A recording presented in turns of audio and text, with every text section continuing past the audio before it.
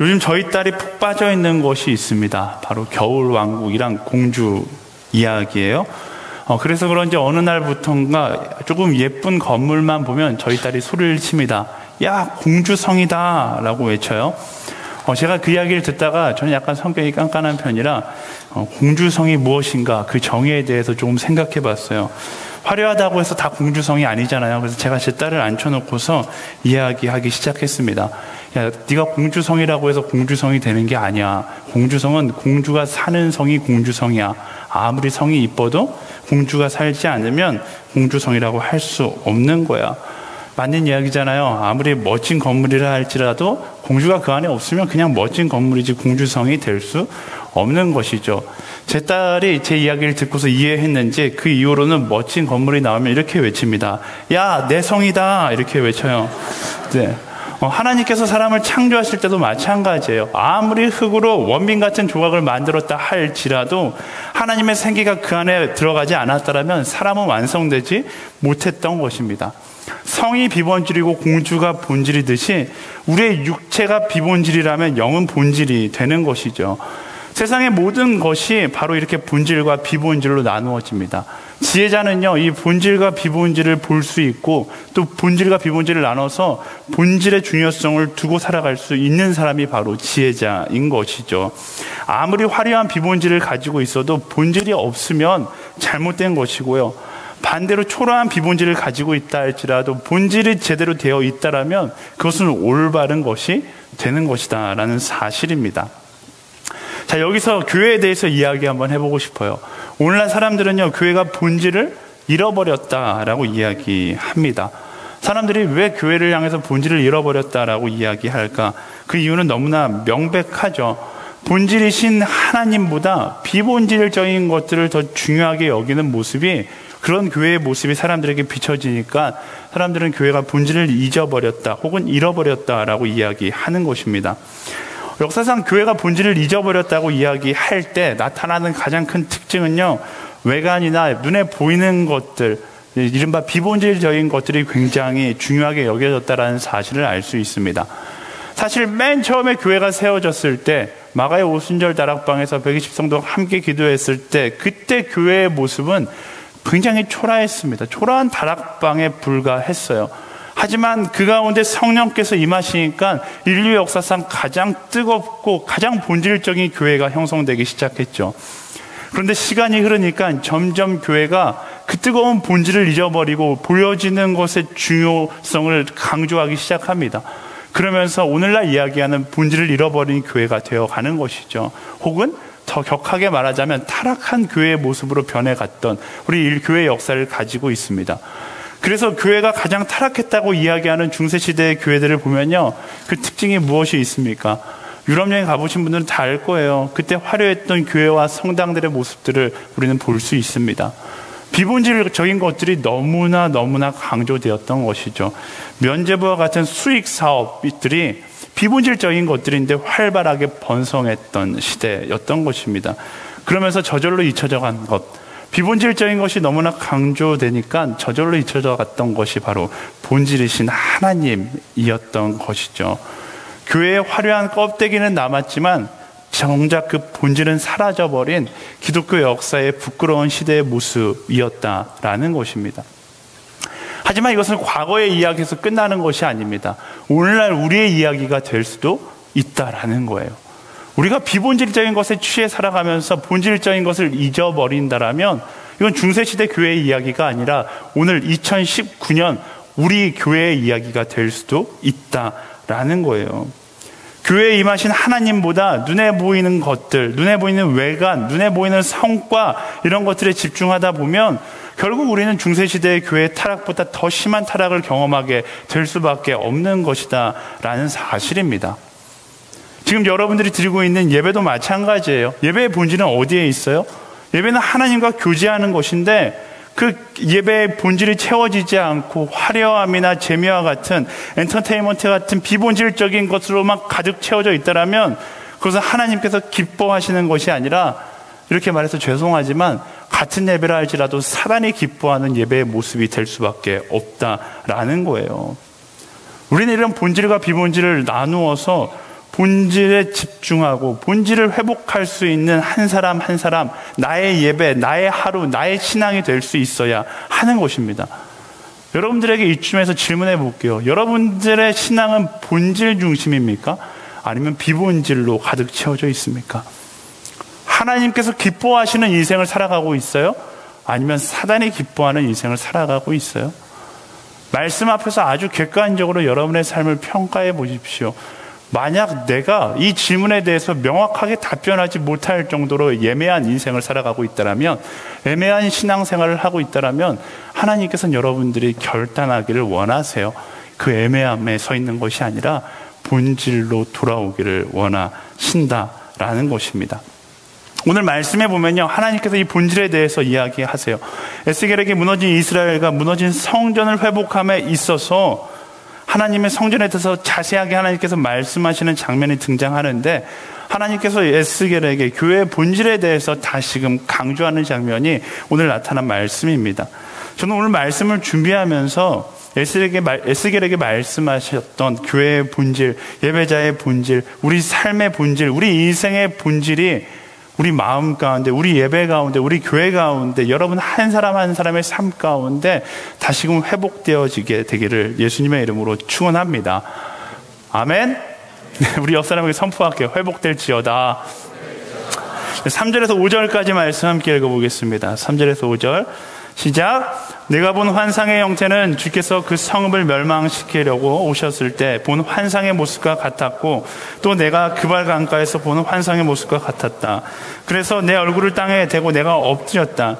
그러자 여호와의 영광이 동쪽 방향으로 향한 문을 통해서 성전으로 들어왔다. 그리고 주의 영이 나를 들어올려서 안쪽들로 데리고 가셨는데 여호와의 영광이 성전을 가득 채웠다. 아멘. 이 말씀, 에스겔이 환상 가운데 있는데 하나님께서 에스겔에게 성전이 무엇인가를 지금 보여주고 계시는 거예요. 멋진 건물이 있습니다. 에스겔이 그것을 보고서 와 하고 있을 때 어떤 일이 일어났는가? 그때까지 그냥 건물이었는데 하나님의 임재가 그 건물 가운데 임하기 시작하는 것이죠. 그리고 그곳이 성전이 되는 거예요. 하나님의 영광이 가득 찬 성전이 되는 것입니다. 진정한 성전은 성령의 임재를 통해서 완성되는 것이다 라는 것을 바로 에스겔에게 지금 보여주고 있는 장면이에요. 아무리 화려하고 모든 것을 갖춘 성전이라 할지라도 거룩하신 영, 하나님께서 함께하지 않으면 그저 껍데기의 건물에 불과하다라는 것을 지금 이야기하고 있는 것입니다. 우리 인생도 마찬가지예요. 아무리 화려한 인생이라 할지라도, 부유한 인생이라 할지라도 하나님의 임재, 하나님의 동행이 내 인생 가운데 없다라면 아무리 화려해봤자 결국 화려한 껍데기 정도의 인생만 될 뿐이다 라는 것을 우리는 깨달아야 합니다.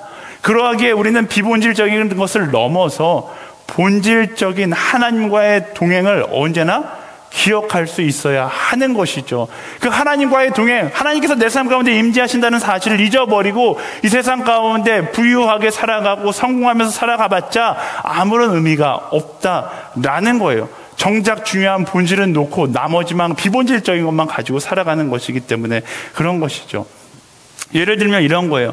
예전에는 안 이랬는데, 요즘엔 안 이러는데 예전에는 오늘의 교회에서 결혼 날짜, 예식 날짜를 뽑을 때 믿음으로 날짜를 먼저 뽑을 수 있는 이상한 제도가 있었어요. 그러니까 제도가 아니라 사람들이 그렇게 속이는 것이죠. 그냥 왠지 모르게 올해 한 2월 19일 정도에는 결혼할 수 있을 것 같아. 이래서 2월 19일에 내가 결혼할 거야 라고 예식 날짜를 미리 뽑아 놓는 거예요.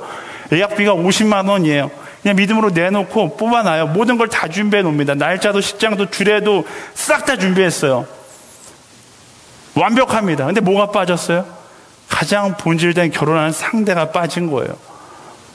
아무런 의미가 없는 결혼식이 되는 것이죠. 결혼식장에 신랑은 나타나지 않고 혹은 신부는 나타나지 않고 나 홀로 서 있는, 아무리 비싼 다이아몬드 반지라 할지라도 좋은 예식장이 준비되어 있다 할지라도 나와 결혼할 그 본질이 빠져 있으면 결국 쓸데없는 낭비에 불과하게 된다라는 것입니다. 우리 인생이 그렇다라는 거예요. 내 인생 가운데 하나님이 빠지면 모든 것이 다 완벽하게 준비된다 할지라도 결국 그 모든 것, 완벽하게 준비된 모든 것이 다 쓸데없는 낭비가 될 뿐이다라는 것입니다. 그런데 이런 말씀 앞에서 이런 질문을 할 수 있을 것 같아요. 그럼 비본질은 무엇인가? 비본질은 다 끝인가? 의미가 없는 것인가? 그냥 주님만 바라보고 잘 살면 되는 것인가? 비본질이 아무런 의미가 없다라면 하나님은 왜 이토록 비본질을 우리에게 말씀하여 주셨는가? 이런 질문을 할 수 있죠. 에스겔서도 마찬가지고 출애굽기도 마찬가지고 레위기도 마찬가지고 모든 율법이 비본질이라면 그냥 하나님께서 대충 살다가 대충 나랑 같이 살다가 나한테 오면 된다라고 말씀하시면 되는데 왜 이렇게 힘들게 정말 뼈가 삭도록 고생하게 만드실 정도로 율법을 주시고 그렇게 아주 디테일하게 성전을 만들게 하시는가? 에스겔만 봐도 그래요. 에스겔의 환상 가운데 에스겔이 보는 것은 성전의 아주 디테일한 설계도를 보게 하십니다. 그리고 하나님께서 성전을 지을 때 아주 쉽게 네가 원하는 대로 편한 방법으로 지어 이렇게 말씀 안 하세요? 굉장히 복잡한 방법으로 복잡한 수치에 맞춰서 지으라고 이야기해요. 이 모든 것이 다 비본질인데 왜 굳이 이렇게 하셨는가?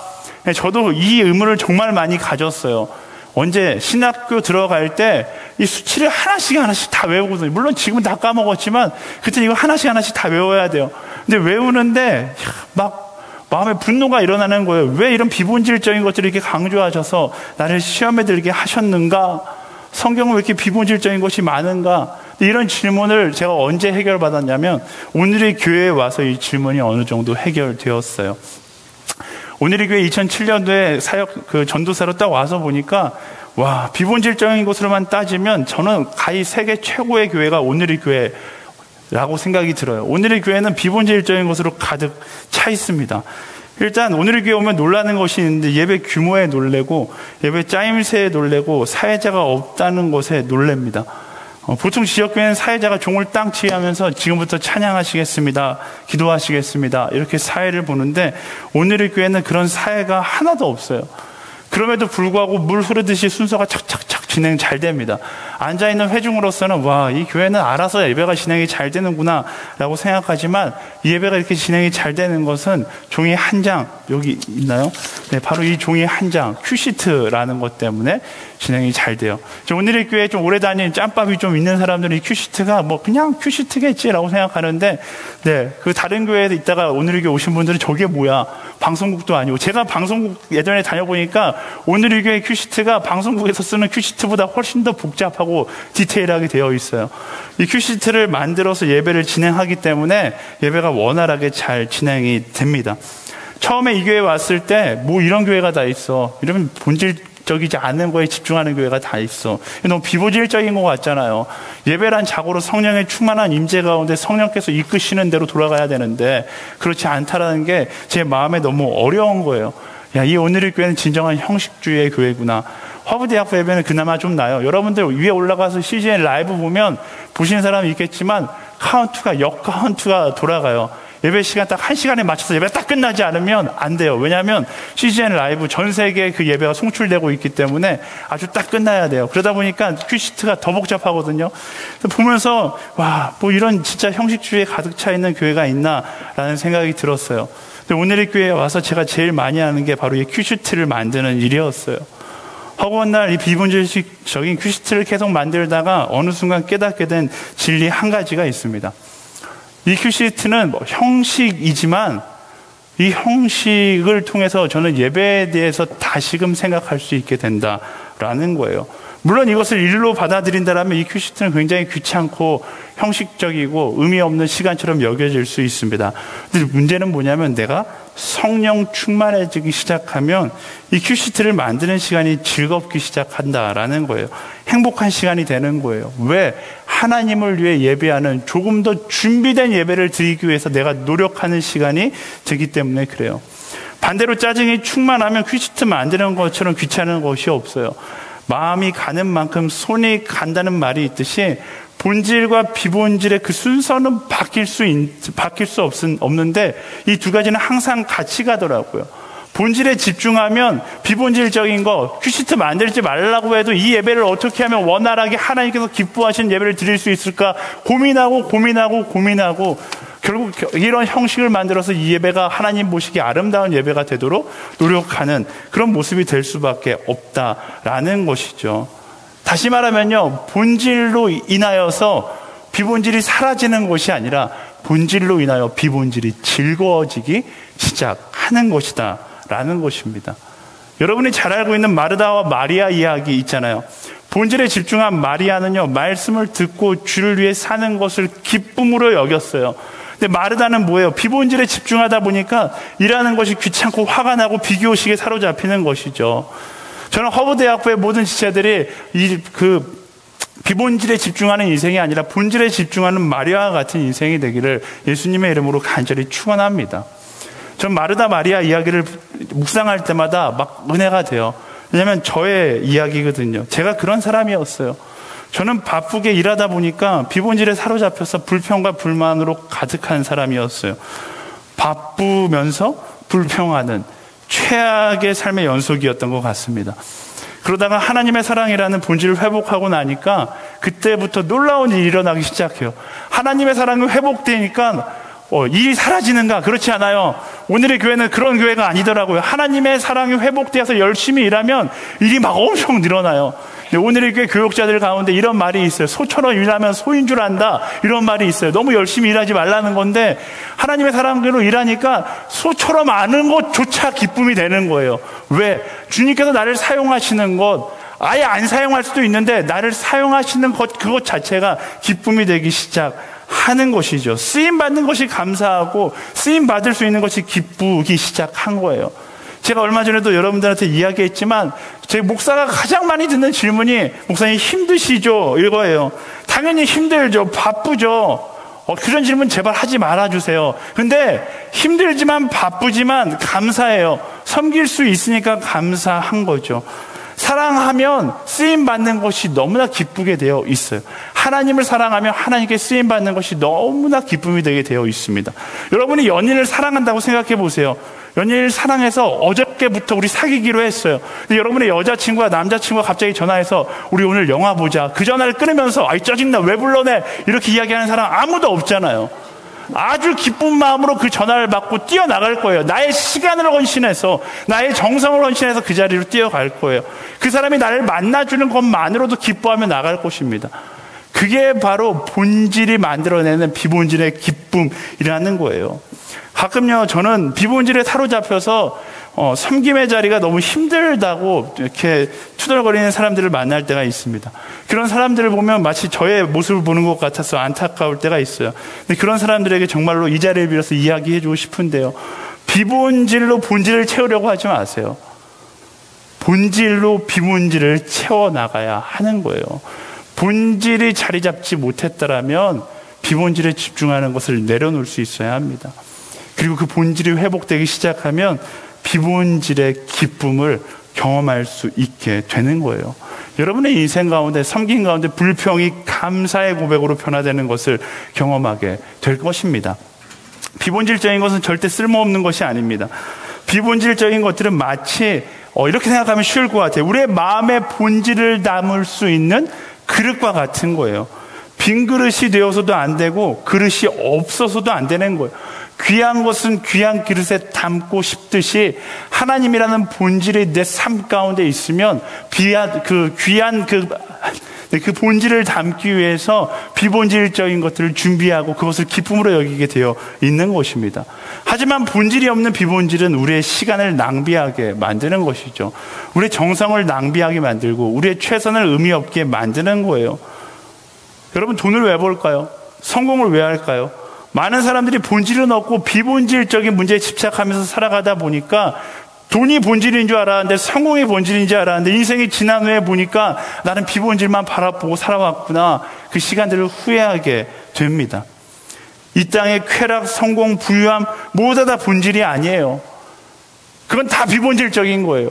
그 비본질의 기쁨을 누리려면 우리는 본질을 회복해야 하는데, 그 본질이 바로 이 말씀에 기록되어 있는 것이죠. 너희는 땅끝까지 이르러 내 증인이 되라. 내가 너희를 사랑한 것 같이 너희도 사랑해라. 우리 삶의 본질적인 목표가 바로 거기 있는 것이죠. 하나님으로부터 우리 삶의 참된 본질을 되찾고 그 본질로부터 내 비본질을 바라봤을 때, 그때 우리는 삶 가운데 참된 기쁨을 경험할 수 있게 되는 것입니다. 여러분, 인생의 마지막에 가서 인생을 후회하느냐, 아니면 내 인생 가운데 참된 행복의 삶을 살았느냐, 그 선택은 오늘 비본질이 나를 이끌어가느냐, 본질이 나를 이끌어가느냐에 달려 있는 것이죠. 지난주에 일본 아울리치 다녀왔습니다. 굉장히 놀라운 경험을 많이 했어요. 저는 아울리치에서 이렇게 눈물을 많이 흘리는 걸 처음 봤어요. 일본에 가서 그 할머니, 할아버지들, 일본은 굉장히 오래 사시는 것 같아요. 평균 80은 젊은이시고요. 90, 100세, 이런 할머니, 할아버지들이 계신 그 노인 복지센터 같은 데 가서 저희가 복음을 전할 수 있는 기회를 꽤 많이 가졌어요. 근데 그 복음을 전할 때마다 할머니, 할아버지들도 울고, 복음을 전하고 있는 우리도 울고, 눈물바다가 계속 되는 거예요. 제가 할머니, 할아버지한테 그런 말씀을 나눴어요. 할머니, 할아버지, 우리 할머니는 일본을 진짜 미워하시거든요. 우리 할머니는 평생 일본만 욕하다가 돌아가셨어요. 한국의 수많은 할머니, 할아버지들이 그렇습니다. 저희 아버지도 그렇게 별로 일본을 좋아하지 않으세요. 한국에서 교육을 받고 자란 모든 세대들은 일본에 대한 좋지 않은 감정을 가지고 자라옵니다. 근데 일본을 미워하고 또 미워해도 그 미워하는 마음이 다 해소되지 않더라고요. 근데 하나님 안에서 그 진리를 찾았어요. 일본을 미워하는 것이 답이 아니라 일본을 사랑하는 것이 답인 것 같아요. 죄송합니다. 제가 좀 더 일찍 이걸 깨닫고 사랑했어야 되는데 사랑하지 못해서 정말로 죄송해요. 그리고 두 번째 메시지 이렇게 이야기했어요. 감사해요. 저희가 오늘 사랑한다라고 이야기할 수 있을 만큼 오늘까지 살아게 있어 주셔서 너무나 감사해요 라고 이야기했어요. 제가 설교를 하는데 이 말씀 제가 직접 얘기할 때는 못 알아들으시니까 옆에 있는 선교사님이 통역해 주는데 이 말씀을 듣는 할아버지, 할머니들 눈에서 눈물이 나는 것이 보이는 거예요. 지나온 시간에 대한 후회, 눈물이기도 하고 또 본질을 만났을 때 느꼈던 안도감의 눈물이기도 하다라는 생각이 들더라고요. 일제시대를 직접 경험하셨던 분들도 계실 거고 한국과 일본 가운데 마음 가운데 미안함이 있었던 분들도 계셨을 거고 풀지 못한 죄책감이 계셨던 분들도 있을 텐데 그 눈물 가운데 그 두 가지 의미를 바라보면서 그런 생각이 들었어요. 비본질을 바라보고 살아가면 어떻게 보면 마지막 가운데 나는 어떤 눈물을 흘리게 될까라는 고민이 들더라고요. 사랑하는 여러분, 우리의 인생의 본질 대신 하나님이 우리 인생 가운데 계시지 않으면 우리가 아무리 많은 것을 이루어도 많은 것을 얻게 된다 할지라도 결국 후회하는 인생이 될 수밖에 없는 것입니다. 바로 오늘 여러분의 인생의 참된 본질을 회복하고 그 본질을 따라 살아갈 수 있는 한 사람 한 사람이 되기를, 그런 인생이 되기를 예수님의 이름으로 축원합니다. 우리 옆 사람에게 선포하겠습니다. 본질을 따라 살지어다. 아멘. 네, 다음으로 6절, 7절, 그리고 9절 말씀 같이 읽어볼게요. 6절, 7절, 9절. 시작. 나는 성전 쪽에서 누가 내게 말하는 것을 들었다. 한 사람이 내 옆에 서 있었다. 그분이 내게 말했다. 사람아, 이곳은 내 보좌가 있을 곳이며 내 발이 있을 곳이다. 이곳이 바로 이스라엘 자손들 가운데서 내가 영원히 살 곳이다. 이스라엘 족속 곧 그들과 그들의 왕들이 다시는 그들의 창녀짓으로나 그들의 신당에 있는 그들의 왕들의 시체로 인해 내 거룩한 이름을 더럽히지 않을 것이다. 이제 창녀짓과 그들의 왕들의 시체들을 내게서 멀리하도록 하여라. 그러면 내가 그들 가운데서 영원히 살 것이다. 아멘. 하나님의 영이 그곳에 임재하게 되자 하나님은 사람들을 향해서 거룩을 명령하십니다. 그런데 이때의 거룩은 더 이상 부담의 거룩이 아니라 기쁨의 거룩이 되는 거예요. 왜냐하면 그 거룩함으로 말미암아 하나님과 영원히 살게 될 것이다. 하나님과 영원히 함께하게 되기 때문에 그 거룩은 부담의 거룩이 아니라 내게 기쁨의 거룩이 되고 사람에게 참된 감사의 거룩이 된다라는 것이죠. 그것이 성령의 가장 큰 능력입니다. 성령의 임재 없이는요, 거룩은 부담이에요. 그 임재 가운데 하지만 거룩은 기쁨으로 변화되기 시작합니다. 이스라엘 민족이요, 율법 앞에서 힘들었던 이유가 뭐예요? 하나님의 임재 없이 나의 의지로만 거룩하려고 하니까 힘든 거예요. 그저 나의 의지로만 거룩을 만들려고 하니까 힘든 것이죠. 마음이 없을 때 행동하는 것은 어려운 것이 되지만 마음이 가득할 때 하는 것은 하지 말라고 해도 하게 되어 있는 것입니다. 아까 전에 예를 들었던 연애와 같아요. 연애도 사랑해야지 행복해지는 것이지 사랑하지 않는데 연애하는 것은 엄청 괴로운 거예요. 세상에서 제일 힘든 것 중에 하나가 사랑하지 않는데 사랑하는 척하는 것이 아닐까 싶습니다. 제가 군대에 있을 때 있었던 에피소드인데요. 저희 부대에 여자 소대장이 부임받아서 왔어요. 제가 너무나 군생활이 힘들었어요. 너무나 힘들었던 군생활. 그때 여자 소대장을 보고서 희망의 한 빗줄기를 봤어요. 소대장의 사랑이라도 받아보려고 제가 전화를 저희 작은 형님에게 했습니다. 그 여자 소대장의 뭐라고 하죠? 네, 그 여자 소대장은 소위였고, 저희 작은 형님은 그 당시 직업군이었는데 중이었어요. 그래서 우리 형님과 이 소대장을 소개시켜주면 내 군생활이 풀릴 수 있겠구나라는 그런 생각이 들어서 제가 저희 작은 형에게 전화해서 우리 소대장이 한 명 왔는데 너무너무 이쁘다고, 형님과 정말 잘 어울릴 것 같다고. 작은 형님이 굉장히 외로우셨을 타이밍이라서 흔쾌히 내가 그럼 갈게 이러고서 굉장히 먼 길, 저희 형님은 전라도에서 군생활을 했고 저는 강원도에서 군생활을 했는데 하루 만에 왔어요. 네. 그래서 둘이 만나게 해줬어요. 그리고 그날 저녁에 둘이서 헤어지고 소대장은 굉장히 밝은 모습으로 부대에 복귀했습니다. 그리고 저를 보자마자 이렇게 이야기하는 거예요. 성민아, 이제 둘이 있을 땐 누나라고 불러? 이렇게 이야기하는 거예요. 이제 내 군생활이 이제 드디어 풀리는구나 라고 생각했습니다. 그리고 저 잽싸게 전화기로 뛰어가서 저희 형님에게 전화를 했어요. 저희 형이 이야기하는 거예요. 야, 내 스타일은 아니더라. 이렇게 이야기하는 거예요. 저는 이제 풀렸다고 생각했는데 내 스타일은 아니더라라는 한마디에 엄청난 위기가 찾아왔다는 것을 직감했습니다. 그리고 작은 형에게 부탁했어요. 형, 문자만이라도 받아주면 안 돼? 문자만이라도 받아줘. 그래서 저희 형이 제가 불쌍했는지 한동안 문자를 받아줬어요. 근데 얼마 안 가서 야, 힘들어서 못하겠다 하면서 미안하다 이 전화를 끊고서 제 전화를 받지 않았어요. 그 이후로 제 군생활은 여러분 예상하다시피 엄청 꼬였습니다. 제가 이야기를 왜 하는 거예요? 여러분 이해하기 쉬라고 이야기하는 거예요. 사랑하는 척하라는 건 너무나 쉬운 거예요. 당연한 반응인 것이죠. 하지만 사랑하지 않는데 사랑하는 척하라는 것은 너무나 힘들고 너무나 괴로운 것입니다. 나의 의지로는 어디까지나 한계가 있어요. 하지만 성령께서 임하시면요, 우리의 의지의 방향이 바뀌게 되는 거예요.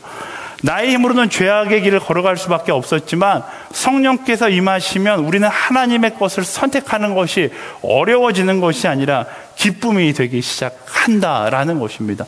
나의 의지로 거룩을 선택하는 것이 너무나 괴롭고 힘들고 견뎌야 되고 고난의 연속이었지만 성령께서 임하시고 본질을 회복한 사람에겐 그것이 고난과 어려움이 아니라 기쁨의 선택으로 변하게 된다라는 거예요.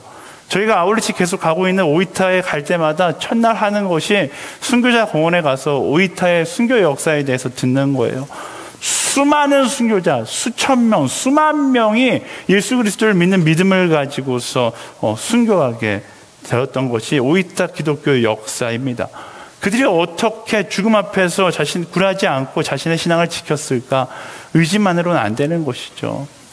그들은 본질과 비본질을 명확하게 알고 있었던 사람이었던 것이고요. 성령 충만함으로 그 본질을 지켰을 때 자신의 신앙을 마지막까지 지킬 수 있었던 것입니다.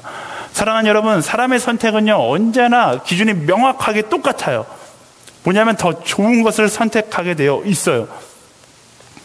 저는 이것이 변하지 않는다고 생각합니다.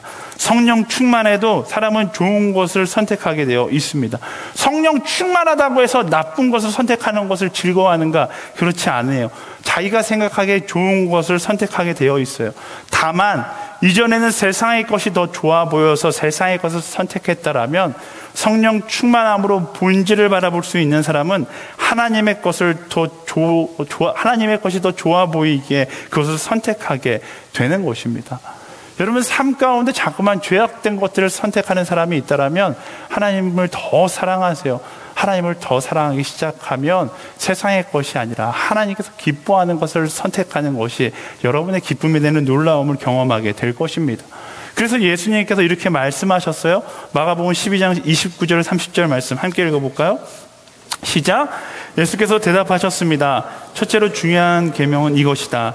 이스라엘아 들으라. 주 우리 하나님은 오직 한 분이시다. 내 마음과 내 목숨과 내 뜻과 내 힘을 다해 주 내 하나님을 사랑하라. 예수님의 말씀처럼요, 하나님을 사랑하면 그 사랑을 따라 선택하며 살아가게 되어 있습니다. 하나님을 사랑하는 것, 그것이 우리 인생의 참된 본질인 거예요. 그 본질을 기억하고 그것이 먼저 내 인생 가운데 명확해지기 시작하면, 그 기준이 명확해지기 시작하면 내가 사랑하는 하나님께서 기뻐하는 것을 선택하는 한 사람으로 살아가게 되어 있다라는 것입니다. 그것이 바로 거룩인 거예요. 거룩은 부담스러운 것처럼 보일 수 있지만 사랑하는 자에게, 하나님을 사랑하는 자에게 거룩은 내 삶 그 자체가 되는 것입니다. 우리 옆 사람에게 선포할까요? 거룩한 자가 될지어다. 네, 마지막으로 11절 12절 말씀 같이 읽어보겠습니다. 11절 12절 시작. 그리고 만약 그들이 행한 모든 일들을 그들이 부끄러워하면 그 성전의 모양과 그 배열과 출입구들과 전체의 모습과 모든 법령과 모든 법도와 모든 율법을 그들에게 보여주어라. 그리고 그것을 그들이 보는 데서 기록해 그들이 그의 모든 법도와 그의 모든 법령들을 지키고 그것들을 실행하도록 하여라. 이것이 성전의 법도다. 산 꼭대기 주변의 지역은 지극히 거룩할 것이다. 이것이 성전의 율법이다. 아멘. 마지막으로 하나님은요, 성전의 율법에 대해서 이야기합니다. 율법의 필요에 대해서 이야기하고 있는 장면인데요. 우리 잘 알잖아요. 너무 설교 때 많이 들어서 율법은 구원의 도구가 아니에요. 율법으로 인하여 우리가 구원을 받는 것은 아닙니다. 하지만 율법은 우리에게 필요한 부분이 있어요. 왜냐하면 율법으로 인하여 우리는 하나님을 기억하게 되기 때문에 그래요. 율법으로 인하여 나의 죄됨을 깨닫고 율법으로 인하여 내가 하나님과의 거리가 멀어졌구나라는 사실을 인식하고 이제 하나님께 돌아가야 될 때이구나 라는 일종의 알람 장치처럼 율법이 사용될 수 있기 때문에 율법은 굉장히 중요한 것입니다. 한 가지 확실한 명제는요, 율법은 죽이기 위해서 주어진 것이 아니라 살리기 위해서 주어진 것이다 라는 사실이죠. 선악과가 바로 그런 거예요. 많은 사람들이 예수님 하나님께서 천지를 창조하실 때 왜 선악과를 거기다가 왜 선악과를 세워놓으셔서, 그것도 동산 사이드, 동산 구석에다 한 게 아니라 동산 중앙에 선악과를 세워놓으셔서 왜 아담과 하와를 그토록 죽이지 못해서 안달이 나셨을까라고 질문하는 사람들이 있어요. 하지만 그 질문의 발상을 돌려서 하나님께서 그 선악과를 통하여 하나님을 기억하기 위해서 그 선악과를 만들어 놨다라면 그 질문은 아무런 의미가 없는 것이죠. 만약 선악과가 없다라면 그들은 그들의 안위에 빠져서 본질이신 하나님을 잃고 비본질적인 삶을 살았을 거예요. 그 선악과가 하나님이라는 본질을 지키게 해주는 유일한 도구였다라는 사실을 기억한다라면 왜 하나님께서 선악과를 에덴 동산에 세우셨을까? 이런 어리석은 질문을 하지 않게 되겠죠. 사랑의 하나님이 내 안에 역사하시면 그 하나님의 관점으로 바라보기 시작하면 율법의 부담이 아니라 율법이 나를 살리는 도구이다라는 사실을 알 수 있습니다. 하나님의 사랑 안에서 율법은 속박이 아니라 사랑의 표현이 되는 거예요. 하나님께서 율법으로부터 자유케 하셨지만 그것을 지키지 않는 것을 기뻐하시지 않는다는 사실을 우리는 명심해야 하는 거예요. 자꾸만 말씀 가운데 우리는 착각하는데요. 사랑이 율법의 완성이라고 말하는 것은요, 율법이 사라졌다라는 것을 이야기하는 것이 아닙니다. 지금 전에도 이야기했지만 그 사랑이 우리를 율법을 당연히 지키는 사람으로 이끈다라는 것을 이야기하는 것이죠. 하나님을 사랑하는 사람은 하나님께서 기뻐하시는 율법을 지키며 살아가게 된다라는 것을 사랑이 율법의 완성이라고 표현하는 것입니다. 율법이 우리를 사랑받지 못하는 존재로 만들 수 없지만 그렇다고 율법을 지키지 않는다는 것을 정당화할 수는 없다는 사실을 기억해야 하는 거예요. 하나님을 사랑하면 사랑하는 그분이 기뻐하는 것을 선택하게 되어 있고 그것이 바로 말씀을 따라 살아가는 삶이다라는 것입니다. 여러분, 그것에 대해서 분별하고서 율법에 대해서 멀리하는 것이 아니라 때로는 말씀을 따라 내 삶을 지켜나갈 수 있는 사람이 되어야 하는 거예요. 오이타에서 한 친구랑 이야기하다가 이 친구랑 굉장히 재밌었는데 제가 설교 전에 이야기한 자기 이름을 밝혀도 괜찮다고 해서 저희 선교 MC 범석이와 이제 자주 옥신각신 이른바 사랑 싸움을 많이 했어요. 근데 제가 범석이 볼 때 막 안타까운 게 있는 거예요. 이 친구는 먹는 걸 밥은 안 먹고 맨날 라면만 먹는 거예요. 아침에 라면, 저녁에 라면, 라면도 엄청 짜게 먹는 거예요. 물을 막 좀 적당히 이렇게 부어서 라면처럼 먹어야 되는데 라면을 항상 쫄면처럼 만들어서 먹는 거예요. 그날 아침에도 라면을 쫄면처럼 만들면서 먹고 있길래 범서가 다른 거 먹어, 밥 먹어 막 이랬는데 아니에요, 괜찮아요. 그래서 범서가 컵라면 그렇게 많이 먹으면 안 돼. 이렇게 제가 구박하니까 저한테 그러는 거예요. 그래도 하나님은 저를 사랑하셔요. 라고 이야기를 하는 거예요. 그래서 제가 그랬어요. 그래, 사랑은 하겠지. 하지만 한 가지 확실한 건 너가 그렇게 라면 먹는 것을 하나님께서 기뻐하시진 않아. 라고 이야기했어요. 율법은 마치 이런 거예요. 하나님께서 기뻐하는 것들에 대해서 말씀은 우리에게 이야기하고 있어요. 하나님의 사랑으로 이 모든 것들, 내 마음대로 사는 것을 하나님의 사랑으로 다 커버치는 것은 어리석은 선택입니다. 우린 이것에 대해서 분별할 수 있어야 돼요. 사랑은요, 나의 욕망을 덮는 수단이 아니에요. 사랑은 오히려 나의 삶을 하나님의 정의를 따르게 하는 원동력과 같은 것이 바로 사랑인 것이죠. 사랑하는 여러분, 하나님을 사랑하십니까? 그렇다면 그 사랑의 의지에 이끌려서 하나님께서 기뻐하는 오늘을 살아가는 그런 한 사람 한 사람이 되기를 예수님의 이름으로 축원합니다. 내가 기뻐하는 삶을 선택하는 게 아니에요. 하나님을 사랑하는 그 본질을 기억하는 사람은 하나님께서 기뻐하시는 것을 선택하는 것을 내 인생의 가장 큰 기쁨으로 여길 수 있는 사람이 되는 것이죠. 사랑하는 여러분, 허브대학부 굉장히 좋은 소식이 있습니다. FA 이번에 16기인가요? 16기. 네, 12명의 선교사가 자원해서 가게 됐어요. 저희는 TP 선교사까지 15명의 선교사를 파송한 오늘의 교회의 역사 이래 가장 많은 공동체를 일시적으로 파송한 공동체가 되었습니다. 우리 하나님께 영광의 박수 한번 돌리면 좋을 것 같아요. 저는요, 이런 선택이 우리 공동체 가운데 많이 나타나야 된다고 생각해요.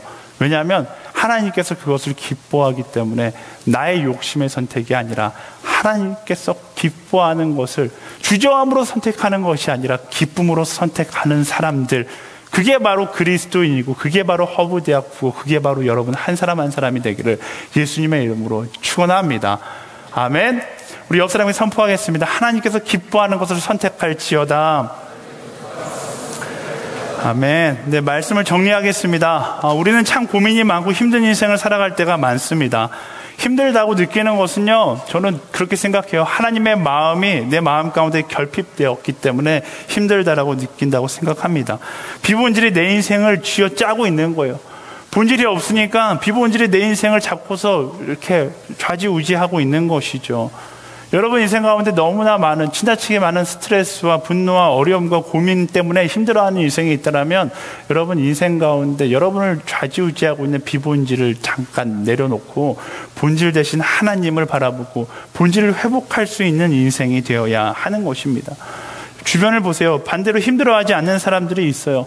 나보다 힘든 일이 별로 없어서 안 힘들어하는가? 아니요. 그 사람들도 여러분보다 훨씬 더 많은 인생의 어려움을 경험하고 있을지 모릅니다. 훨씬 더 많은 고난이 그들의 인생 가운데 있을지 모릅니다. 하지만 여전히 웃으며 살아가요.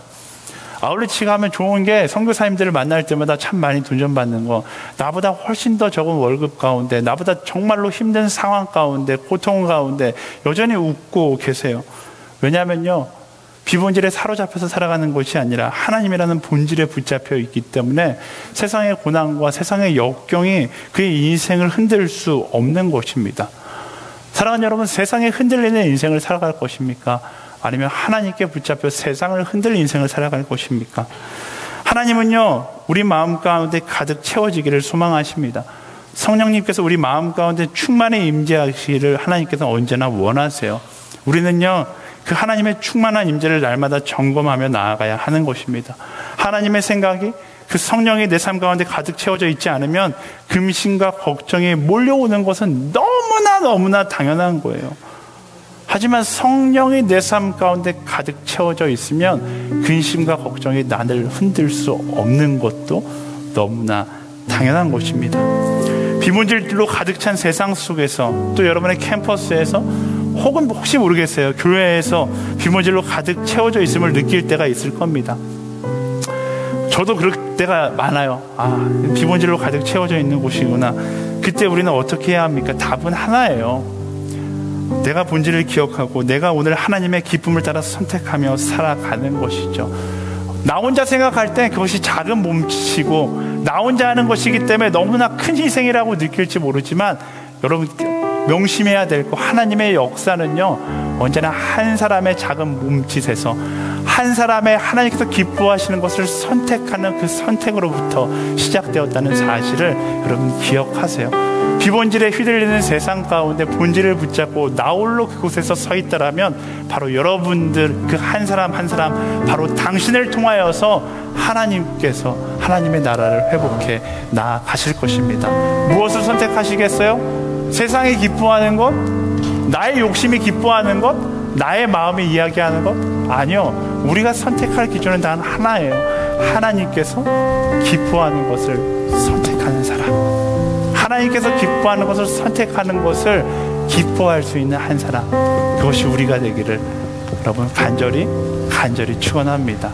우리 함께 찬양하며 함께 결단하며 나아갈 때 우리 이전의 마음들을 내려놨으면 좋겠어요. 나의 욕심을 선택했고 나의 이기심을 선택했었던 세상이 원하는 나의 욕망들은 내려놓고요, 하나님 내 인생의 선택의 기준이 오직 하나님이 되기를 소망합니다.